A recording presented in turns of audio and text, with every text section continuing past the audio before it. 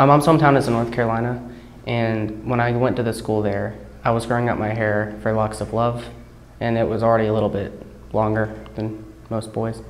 And people made fun of me and called me gay. They said it was against their religion and that I was going to hell.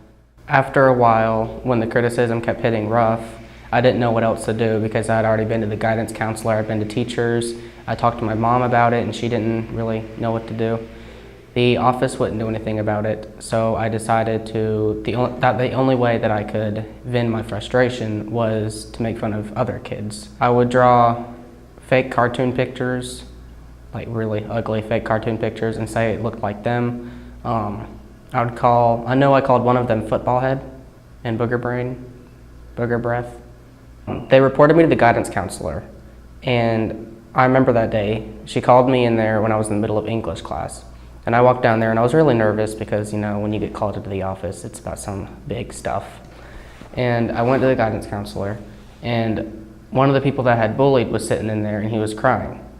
I had drove him to want to kill himself, and I drove him through depression.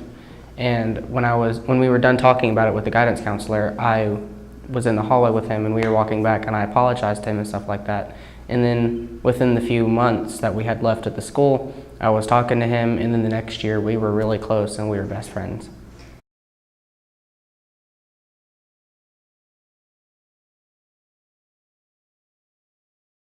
It is probably the worst thing you can ever do to someone because you're making them feel like they're the worst person in the world and that everything's wrong with their body, and it's going to permanently damage them. And when they're an adult or an elderly person, or even throughout their childhood, they're going to have to deal with the memories that you put in their brain and all the faults they feel like they have with themselves.